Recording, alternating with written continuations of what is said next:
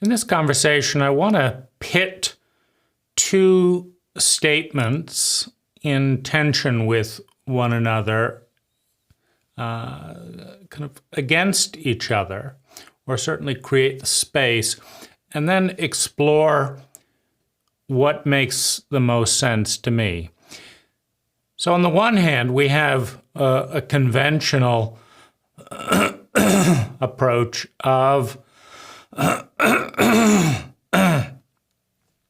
no pain, no gain. So this is somewhat elevating pain as a paradigm. And on the other hand, you have Lazaris, certainly talking about ending pain, healing pain, but with little or no effort at all, right?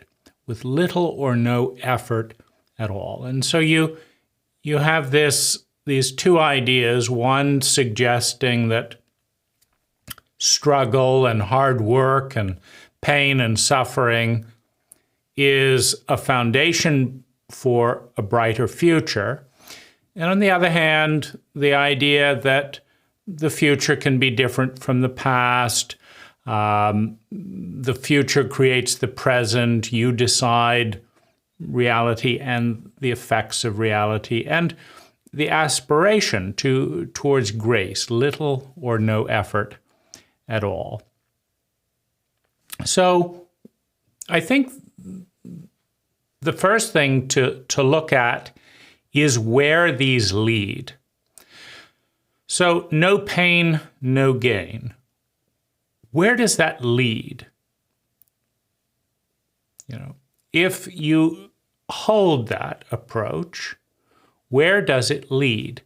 What do you do? What do you think? What do you feel differently than with little or no effort at all, right? Aspiring to ease, to grace. Well, let's look at that. You want to get a promotion, for example, with little or no effort at all. Where does that lead? Does that lead to studying for the promotion or coming in early and working late?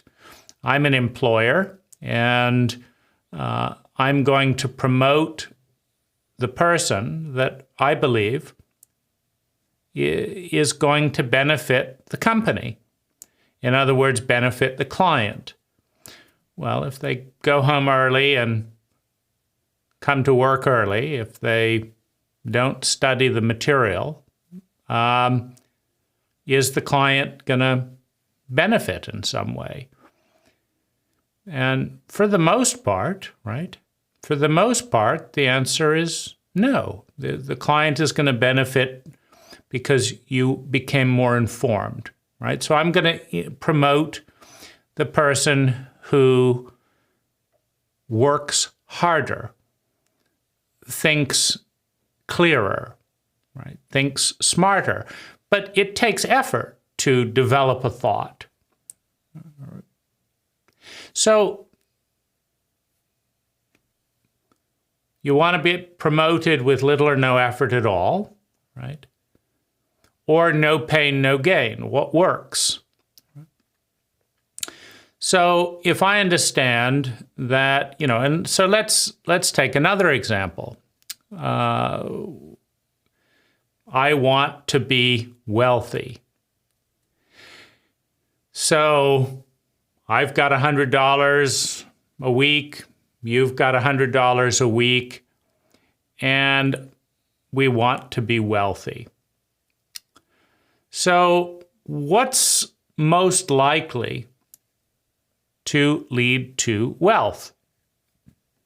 Well, the statistics are pretty clear. Investing, right?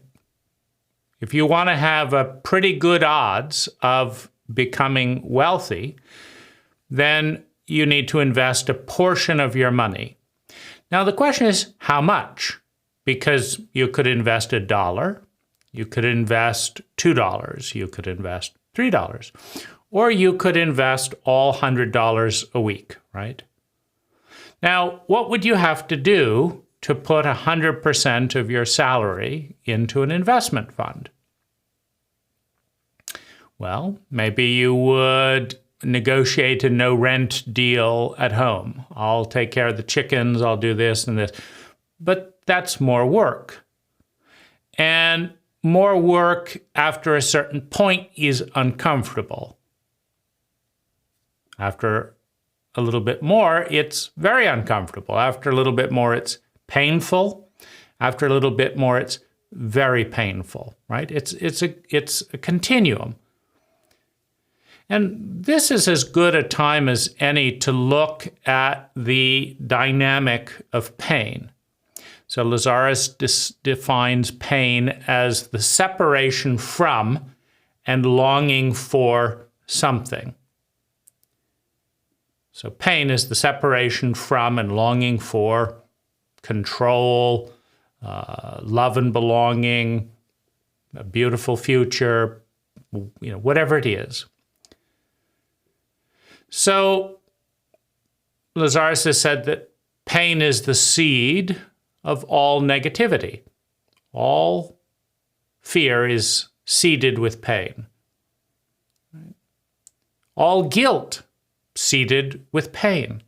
All shame seeded with pain, right? That pain is the seed out of which negativity grows. Self-pity. You don't feel sorry for yourself because you're joyful. You feel sorry for yourself because you're in pain. So you have pain portrayed in a pretty negative light, right? Pain is the seed of all negativity.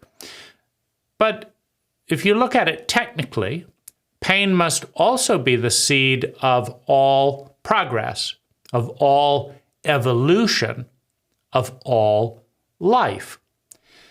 Because what is a goal? Right? I see something in the future that I don't have. Right? Lazaris has also said that all successful people, well, I think he said that there was a study showing that the difference, the common denominator of all successful people, and this isn't actually true in the sense that all successful people do this, but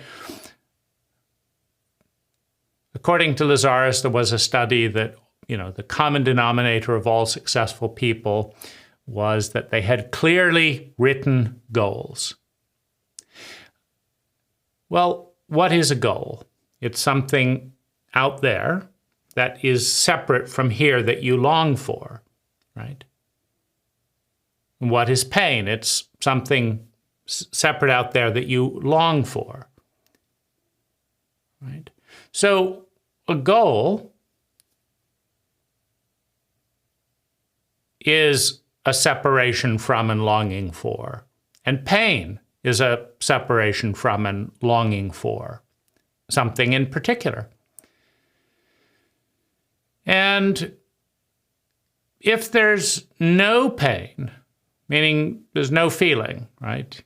You separate from that and you don't care. There's no pain. If you have a goal that,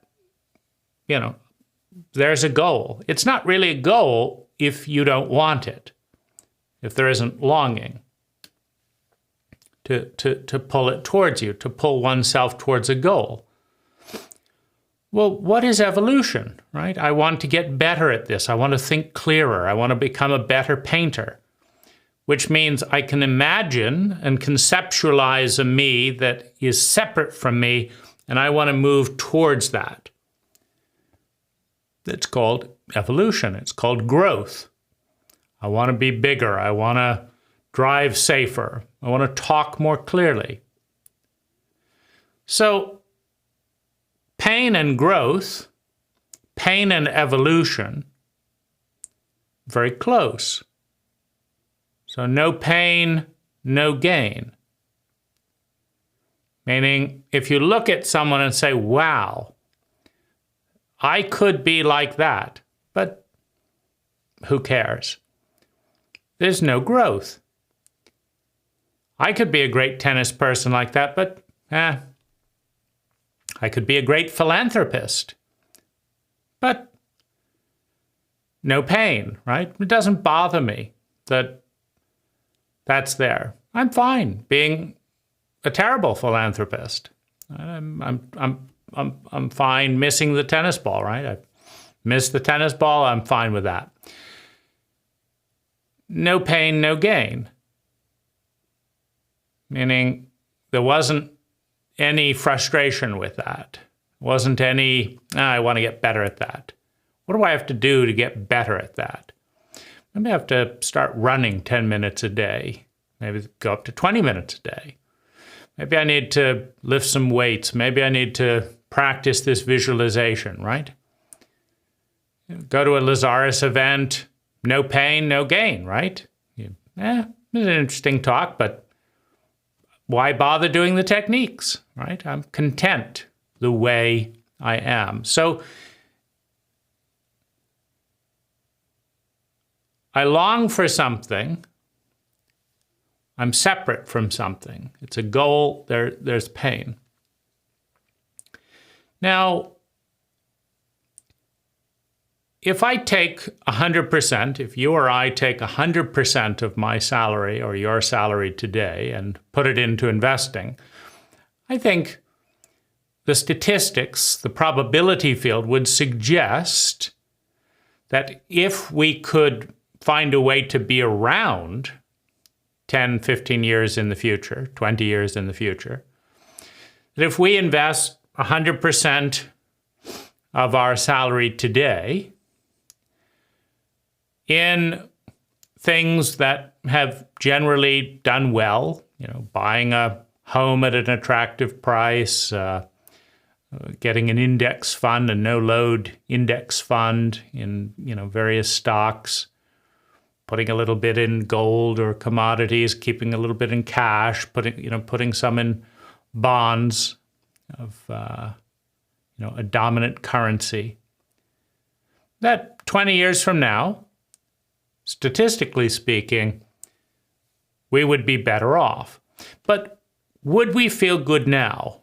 Like, what would happen when rent came around? Well, we'd move to the street. And what happened if we need some gas, right? If we're putting 100% of our salary, well, maybe we have some savings, right? But assuming you don't have any savings, there's a tension between maybe I give up Starbucks, maybe I give up gambling, right? I don't play as many video games, I don't do this, and I kind of miss it, right? Buy another suit just for a little adrenaline rush, right? Why don't I do that, right? And it's like, no. I want to put this money for investment in the future. Well, the more you put into the future, the more uncomfortable it is right now. The more you spend right now, the more uncomfortable it is in the future, right? Because if you don't invest any money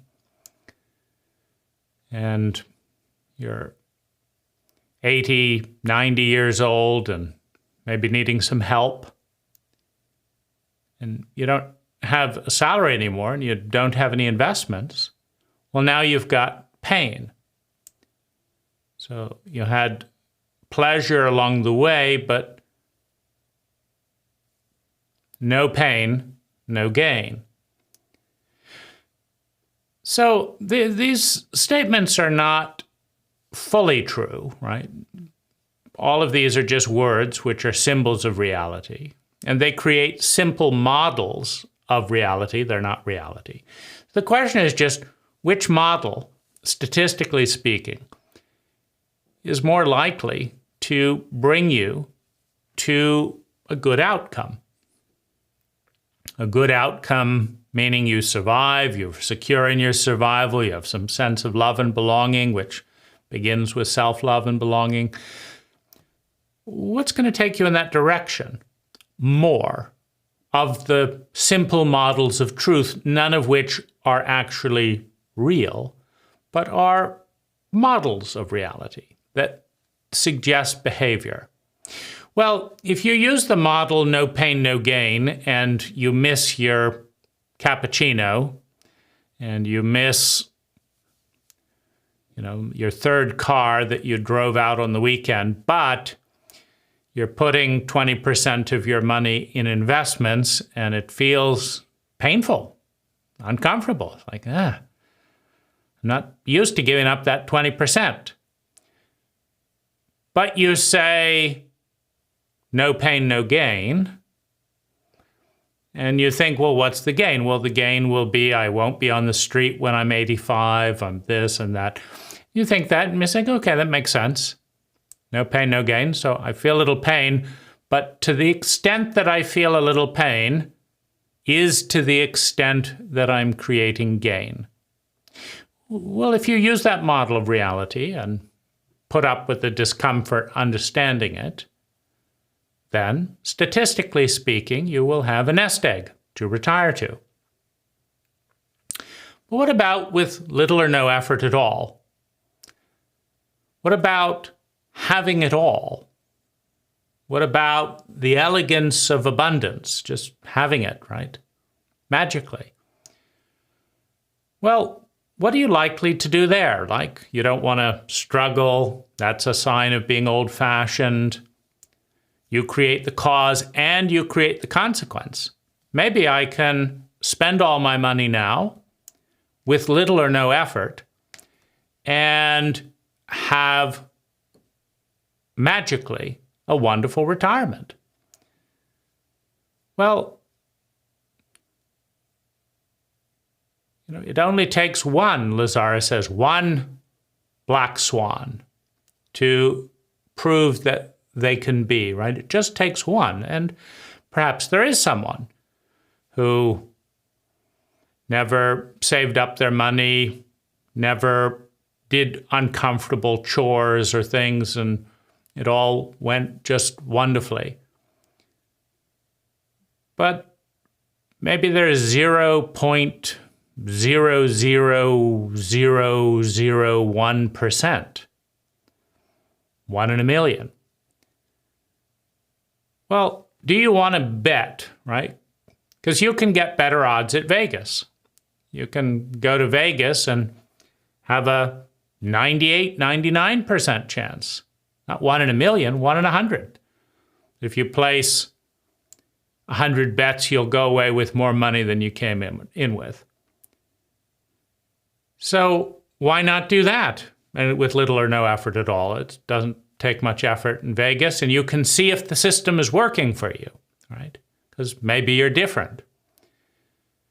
Just place 100 bets in Vegas with little or no effort and understand that you create the consequences of your success, not just the success, the consequences, and that it can be different now, and come away with a few $1,000,000 for your 10,000 invested in Vegas. But if it's not working, try it with $100 first. And if it's not working, if you lost the 100, don't bet 1,000. If you lost 1,000, don't bet 10,000. And if it's not working in a little sample,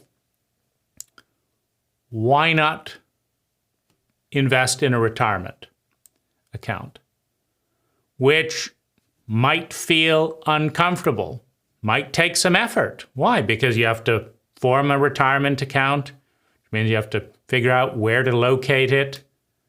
You have to figure out a new skill. Nobody's born knowing how to invest. So you have to figure out a new skill. That's effort. Yeah, but it's easier just to watch TV, right?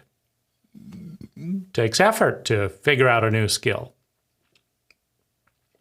Then you have to have the discipline to follow it, right? what about this happen? And so wants to borrow money. And then it's like, no, now I have a discipline of putting 25%. But that pain, that discomfort, that extra effort, that chore, that focus on the goal,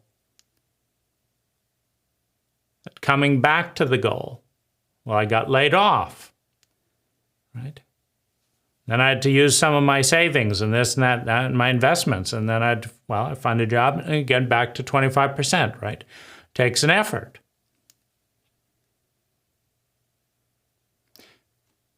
Where do you end up, right? Well, you end up in a very different probability field where 95% of people who do that are better off.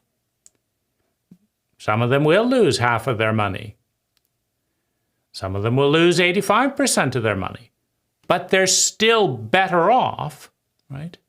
There's very, very, very few people who put money into highly stable, statistically vetted approaches. Buying a home at an attractive price outside of a bubble, putting in an index fund, keeping a little reserve in cash, buying treasury notes from a dominant government with good credit, right?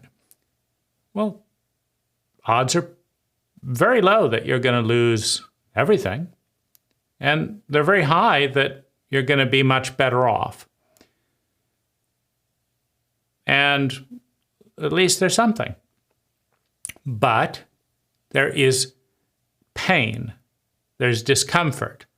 Sitting and watching TV, like I was sitting and watching an interesting show. To get up and make this video requires more effort, requires more thought.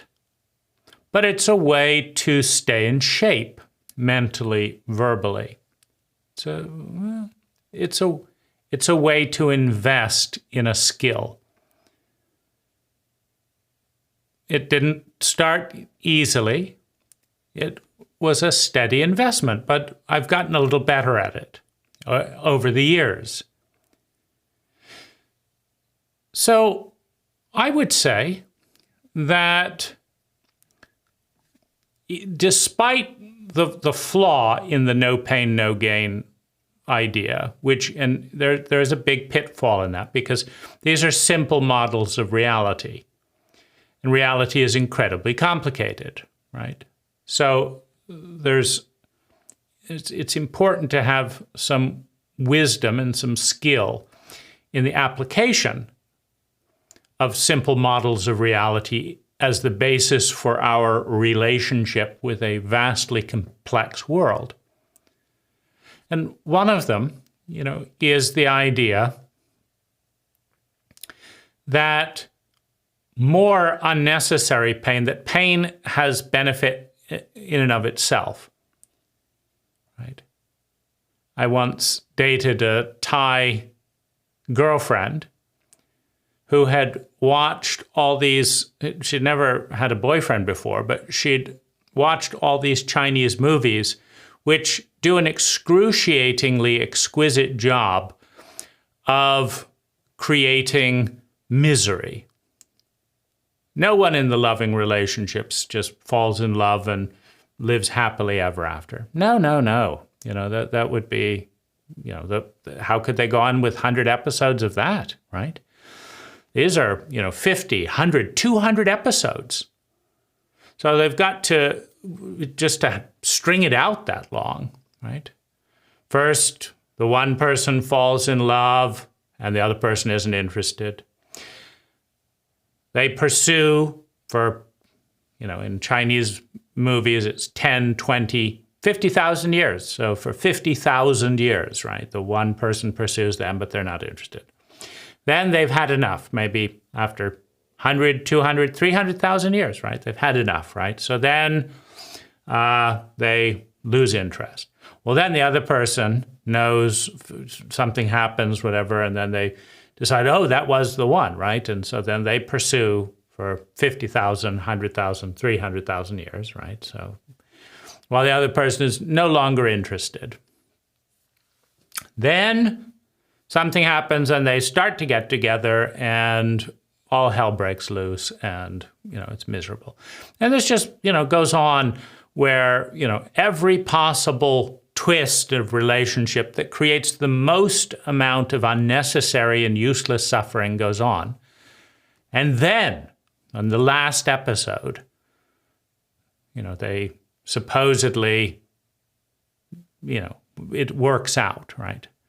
But, we're talking sometimes a million years. These stories in Chinese sense of time are long, and sometimes even tens of millions of years. That's so they've got plenty of time to suffer all that before living happily ever after. And she had been raised in this, and so I said, "Hey, you want to get together?" No. I said, "Okay, bye." But this wasn't the script.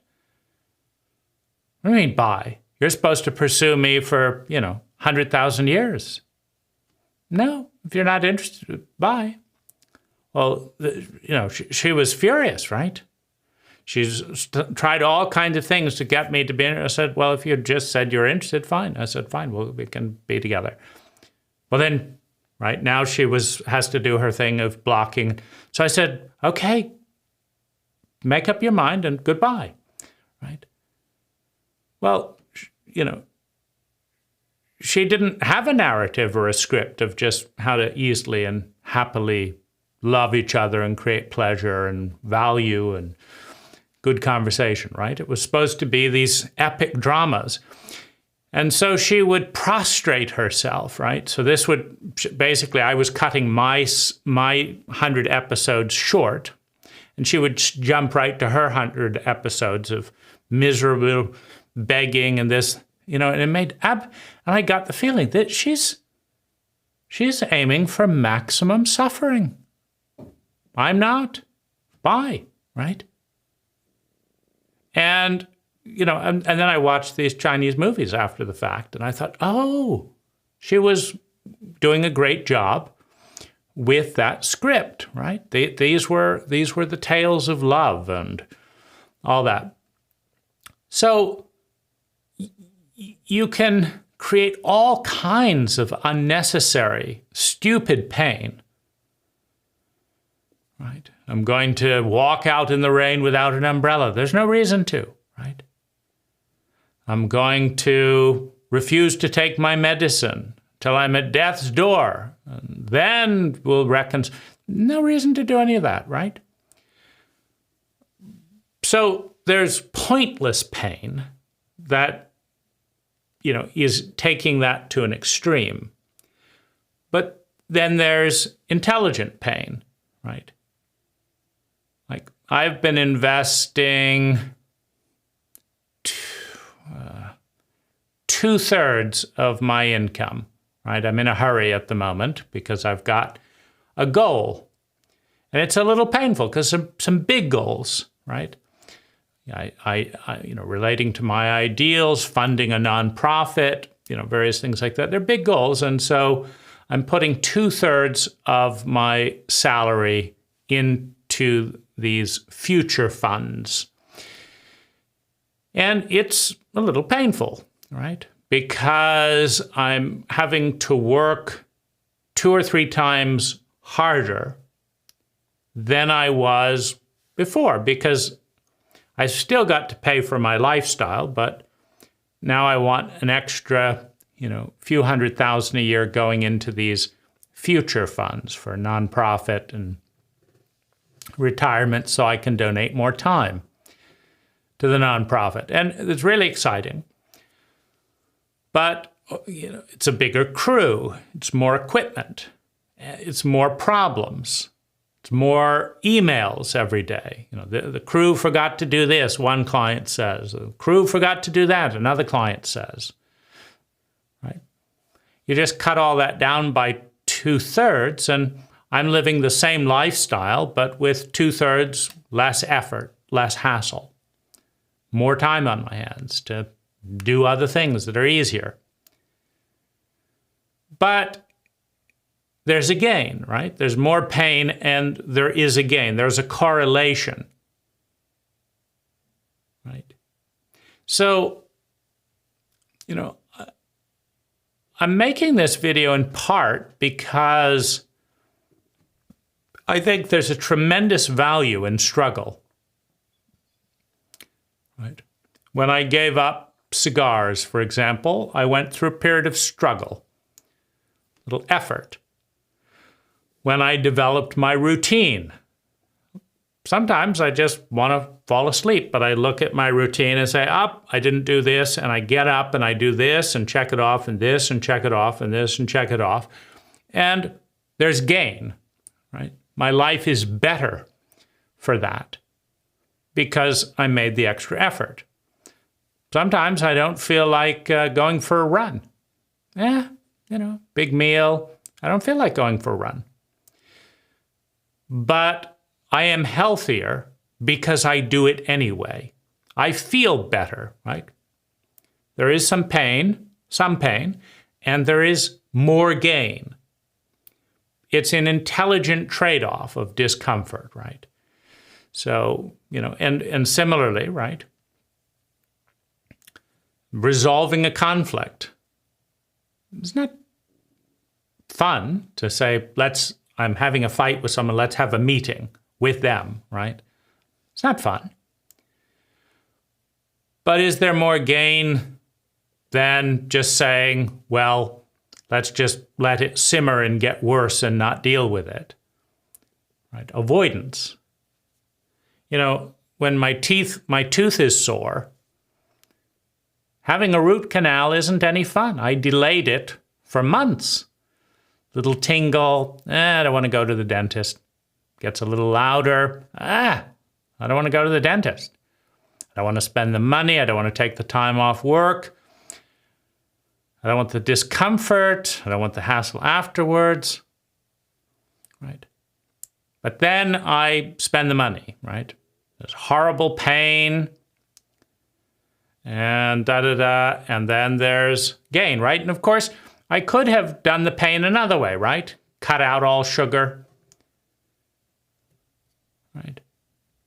That would have been painful. Cut out all sugar. Have you ever done that? Just gone no sugar for a month? It's painful. I've done it, right? I could dental floss and brush in the morning and the evening, rather than just brush in the morning and brush and dental floss in the evening. And there'd be less cavities, right?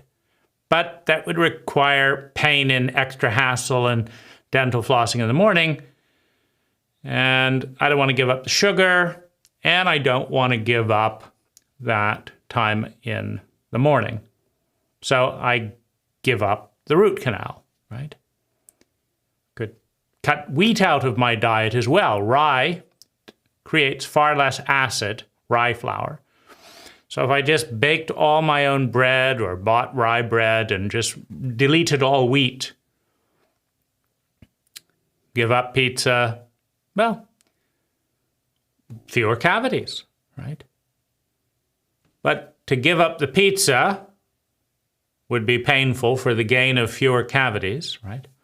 So I don't think it's a good model to focus on with little or no effort.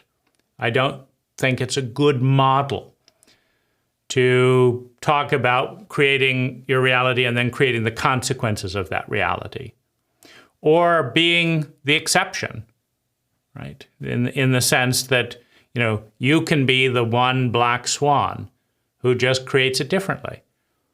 I don't think that works very well. And that's what we all want, is something that overall works. And I'm enjoying the gain from the additional pain, meaning there is a net pain reduction in continuing to push, right? And if you do gym training or anything like that, they'll push you like 5 to 10% into your pain. And that's where you build your muscle, right? They're not sawing at it with a knife. You're pushing into it and exercising. That's why I say there's destructive pain that has nothing to do with a positive future. But there's also constructive pain, where you push yourself a little bit further. You think an Olympic athlete, just feels like getting up and training 8 hours a day? And how many Olympic athletes, with little or no effort at all, just, jump in there, right? So I'm not sure, what Lazaris is up to, but it is a statistically failed idea to aim at success, health, well-being, wealth, with spending as little effort as possible, avoiding as much discomfort as possible, avoiding pain, and working with your beliefs to try and change all that so that these things happen easily. I think the payoff is far less with that approach than the approach of, I'm going to take the extra effort that might be painful getting up at 6:30 rather than 7:30, and I'm going to study, read a biography of, what healthy, successful people do and why. And I'm going to take the time to understand it, which takes more effort, more time. I am going to invest, cut back on spending right now and invest in the future, right? And I'm going to take every day to get better and put some of my profits back into better tools and new technologies, right? Which is painful, right? Because you could just spend all that money, right? But no, I'm going to be even better next time. I have a better tool to do my job, a better computer, a better phone, right? So I'm gonna harvest some of that, increase my financial discomfort now for a better future.